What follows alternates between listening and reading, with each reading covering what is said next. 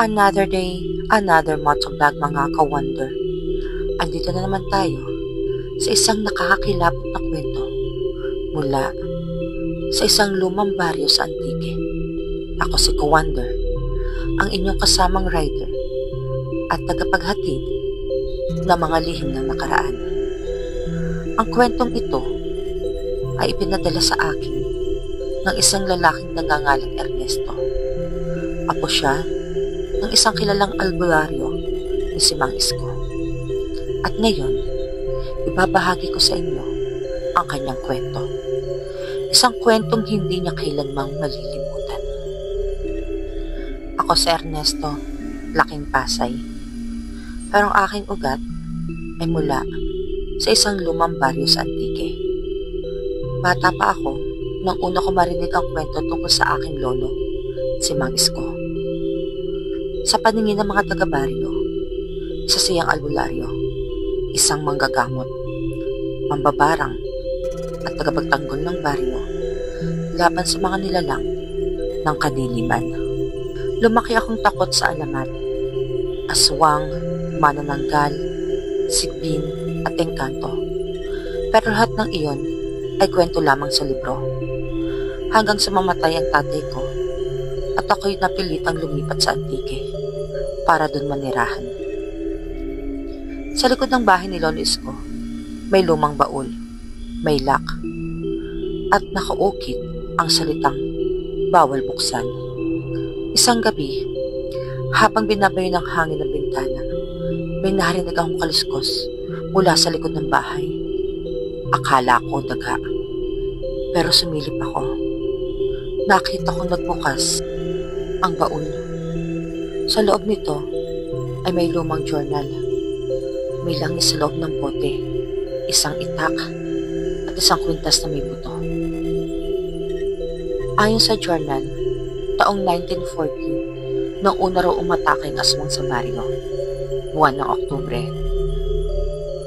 Nagbago ang ihip ng hangin, amoy asupre. May kutob ako, darating na naman siya, ayon sa sulat ni Lolo. Ang tinutukoy ni Lolo ay si Nana Ursing, isang matandang hilot sa baryo. Tahimik, laging nakakulubong. Pero sa oras ng gabi, ayon sa journal, nagiging ibang nilalang siya. Isang nagbabalat kalabaw. Isang anyong aswang na marunong magbago ng anyo, nagbabalit ng balat. Isa siyang nilalang na hindi naaatrasan ng liwanag. Matanda sa anyo, pero halimaw sa loob. Sa gabing kabilugan ng buwan, dinala ko ang anting-anting, ang orasyon, at ang langis ng saging, sulat ni Lolo. Sumugod ako sa gubat nang marinig ko ang sigaw ng isang ina, si Caminda, buntis, at nawawala ang kanyang sanggol sa sinapupunan. Nahanap niya si Caminda, patay, nakalabas ang bituka, wala na ang sanggol, at sa tuktok ng puno, isang pares ng pulang mata, nagngangalit, galit, nakatingin sa kanya. Sabi sa journal ni Lolo, lumipad ang nilalang mula sa itaas, bumaksak sa lupa na parang mabigat na bangkay. Sa harap ko, si Nana Using ay unti-unting nagbago. Ang kanyang mga mata ay naging pula, ang balat ay naging itim at namumuknat, parang balat ng kalabaw. May dila siyang singhaba ng ahas at ang kanyang kuko, tila mga patalim. Nagsimula ang laban. Hindi ito isang kwentong pinapanood lamang sa pelikula. Sa ulat ni Lolo, ang itak niya ay sinawsaw niya sa langis na hinaluan ng buntot ng ahas at dugo ng uwak. Habang binibigkas ang dasal na San Benito, sumugod siya, ngunit mabilis ang aswang. Tinamaan siya sa balikat, nadapa siya, inakala niya katapusan niya na. Pero may tinuro si Tatang sa akin, sabi ni Lolo, na kapag dumilim ang paligid, titigan ang mata ng kaaway dahil sa dilim, doon lumalabas ang tunay na anyo. Nagawa ni Lolong itarak ang itak sa leeg ng halimaw. Nangisa ito. Sumigaw, humiyaw na parang baboy. At ito nga ay namatay. Bumalik sa anyo ng matanda na si Nana Orsing. Nang akala ng baryo tapos na ang dilim, bigla raw nagbago ang panahon. Umulan ng putik, namatay ang mga hayop, at isang gabi may narinig na boses si Lolo mula sa dilim. Hindi ako ang huli, may darating pa.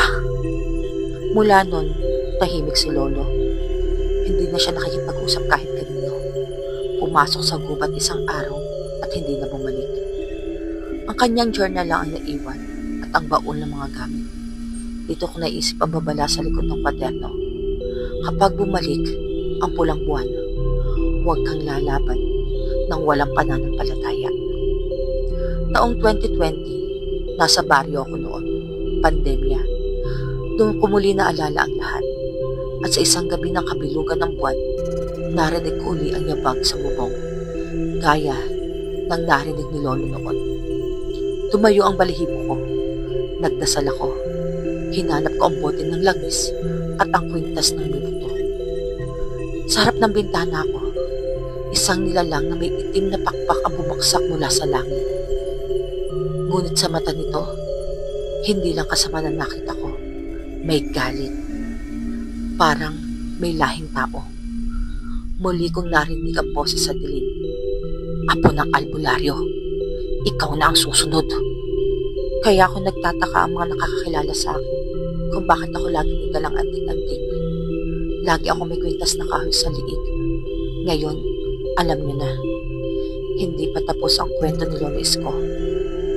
Ako, si Ernesto, apo ng albularyo, at nakapagdala ng huling babala. Hindi lahat ng aswang ay namamatay sa itak. Ang iba, kay lamon ng ilantan ang laman nila ng kanilang budhi. Simpleng paalala mga ka-wonder sa mga gabing malamig at tahimik.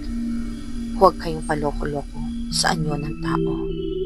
Sa baryo namin, may mga nilalang pa rin umaaligid. At kung sakaling marinig ninyo ang kalis ko sa bubong, huwag niyo nang silipin. Tumalikod, magdasal ng taimtim. Dahil tanging Panginoon lang at ating pagdadasal ang matibay nating sandata. Itutuloy ko ang kwento kung gusto nyo. Hanggang sa muli at maraming salamat. At kung may mga sarili kayong kwento ng pag-ibig, kababalaghan, kabataan, o alaala ng nakaraan, padala mo lamang ito sa amin. Bibigyan natin ng buhay ang kwento mo dito sa Wonder Wheels Motovlog. At huwag mo rin kalilimutang i-like, i-follow, at subscribe ang Wonder Wheel Motovlog sa iba't ibang social media platform para sa mas marami pang kwento ng lagim, katatakutan, kababalaghan, pag-ibig, at pagtatapat. Ipadala ang sarili mong kwento at kami na ang magbibigay buhay sa mga lihim na ayaw mong sabihin. Ito si Ka-Wonder, ang inyong Wonder Wheel Motovlog na nagsasabing, another day, another motovlog mga Ka-Wonder. Ride safe, ride true, ride, fight, and ride with your heart. Laging tatandaan, sa biyahe ng buhay, laging may kwentong nakatago. Yun lamang, salamat!